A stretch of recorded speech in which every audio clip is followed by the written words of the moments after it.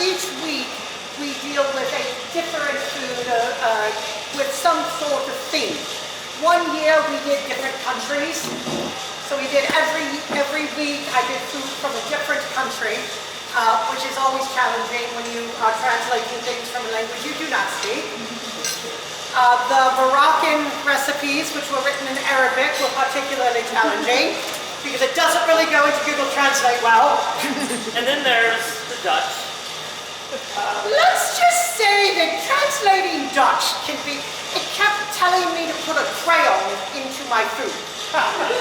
And no matter how many times I translated it or how many ways I spelled it, I could not get it to give me anything other than the word crayon back for the word I was putting in. So I started trying, my mind started working like, what could this ingredient possibly be? And working backwards from things, I went from crayon to wax. And I went from wax to bees.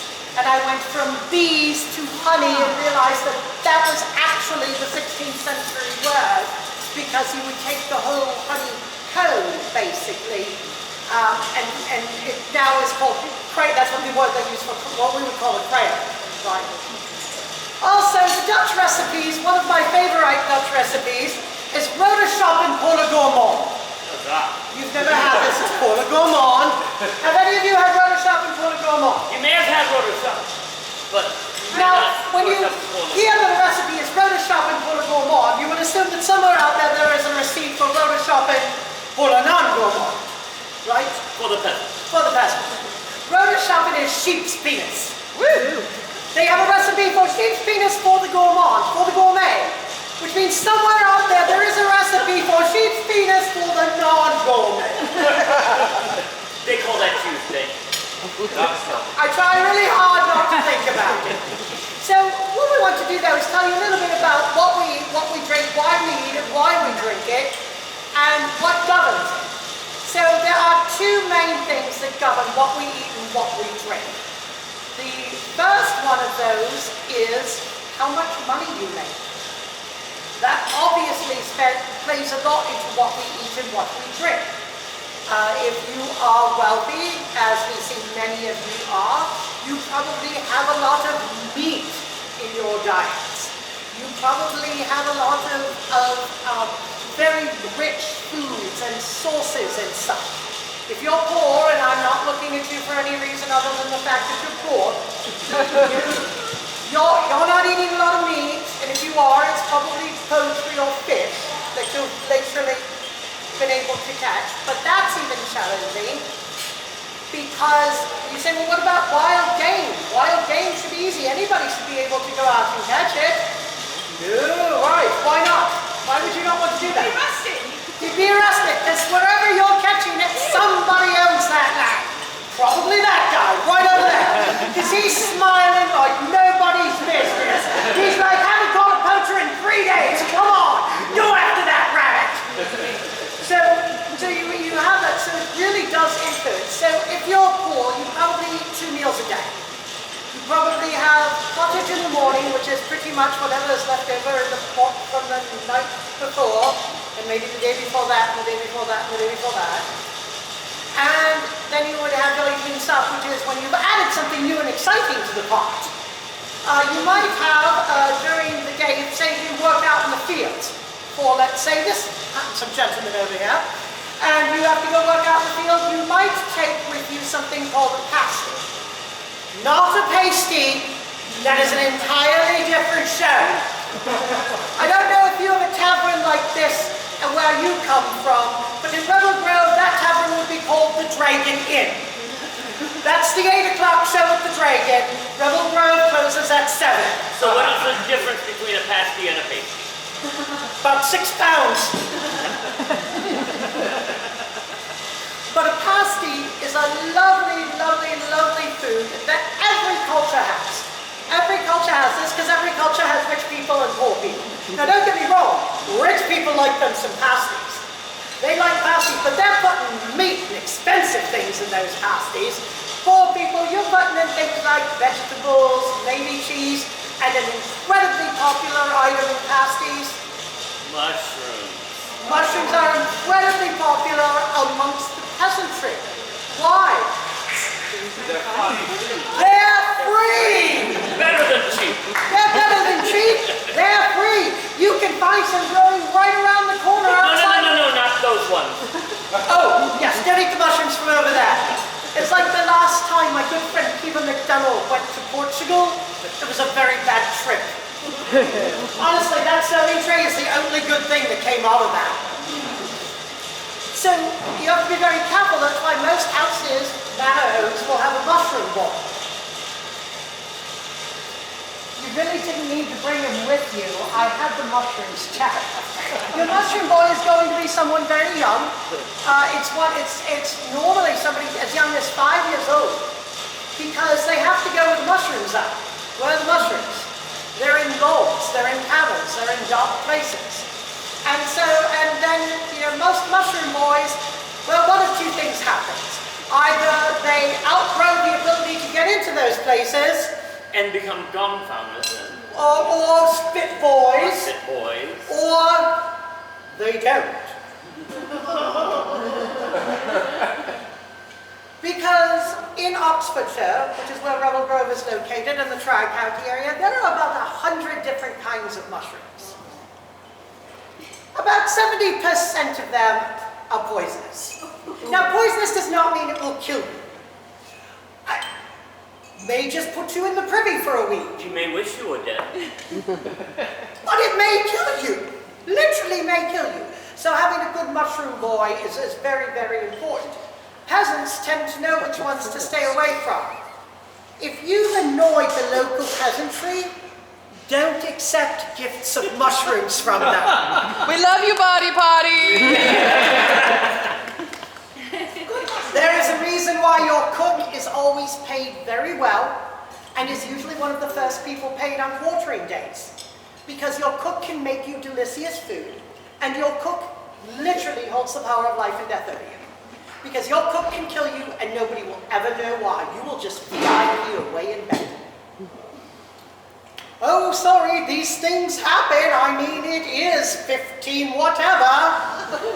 So, you go to bed, you wake up dead. It's just a thing. So you always want to pay your cook well. It's like paying your seamstress well. You want to pay your seamstress well, or they can make you look ugly, and nobody likes that, right? So, poor people, you're just on your own, right? You have to look, you have to fend for yourselves.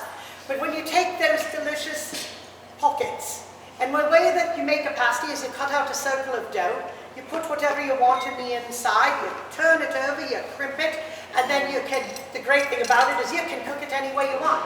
You can boil it, you can fry it, you can bake it, but the great thing about it is it's portable. It'll literally go right in your pouch out to the field, so while you're working, you just pull that out, you have a little trough, you go back, and every culture has these.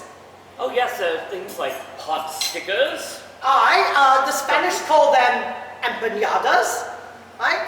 In the eastern part of Europe, in the land of Prussia, they are called pierogies. I mean, they even have them. In the New World. Yes, they even have them in the New World. What are they called there? Hot pockets. That doesn't even sound appetizing. So, you see that, but that is literally what you're eating. You're eating a lot of vegetables, you're eating some meats, what you can get your hands on, and if you have a benevolent lord, you get more than most people will. Now, if you're wealthy, for example, if I'm feeding a monarch or a noble who's having this, most of the feastings are going to be 3 to 5 courses of 5 to 7 dishes each. Do not fill up on the cheese and the grapes. Right? So 3 to 5 courses, 5 to 7 dishes each. Now do the math on that. You are talking anywhere from 15 to 35 dishes. I mean, we are talking really. Do you think the Spanish invented tapas? I think not. Right? Because you can't eat a lot of that, right? I mean, you really want to know how Henry got so big? 3 to 5 courses, 5 to 7 dishes each. And then there was Wolsey. 9 dishes. Everybody knew not to talk to the king about it. Nobody does more than, one, right? You wouldn't want to go up to Elizabeth and be like, by the way, you know what Mary Queen of Scots has been doing? She's been making Shrewsbury make her 9 courses. Yeah, no, that's not going to go over very well for you. So, but that's a lot of food. But it's very specifically served. Whoever the highest ranking people are in the center of the table, and it starts with them. And then it goes down by rank. So, as I said earlier, we have our Duke and our Duchess. We have no Marquesses, Marchionesses here, correct? Those are the ones you have to watch out for. I was explaining this before you get here. They can taste that dukedom. They can taste it. They will put a knife in your back in a heartbeat. Countesses, where's my countesses? I know I have at least one point. They're still a little too far away to be willing to shiv you.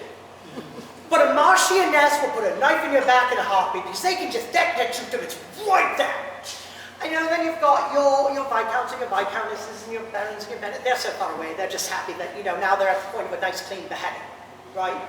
Because, if you annoy the monarch, when you die, you don't get a nice clean beheading unless you're a Baron or better. So, you know what's happening to all of us. Drawn and Drawn and quartered. These people get nice clean beheadings. Of course he's so.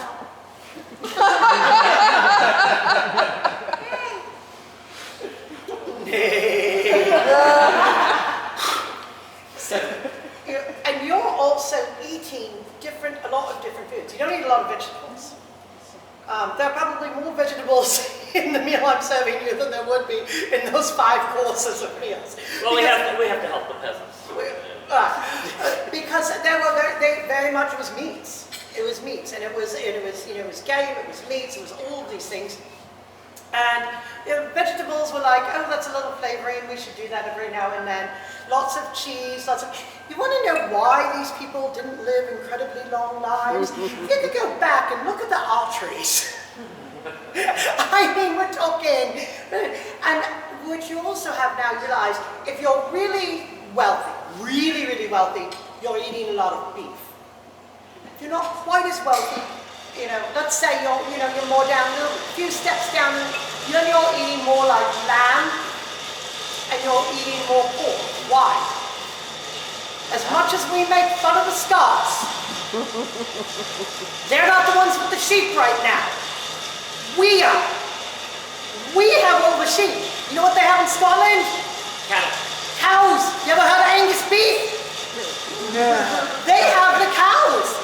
It is absolutely this big misnomer, right? We've got all the sheep, they've got all the cows. I'm really not sure how that rumor got started.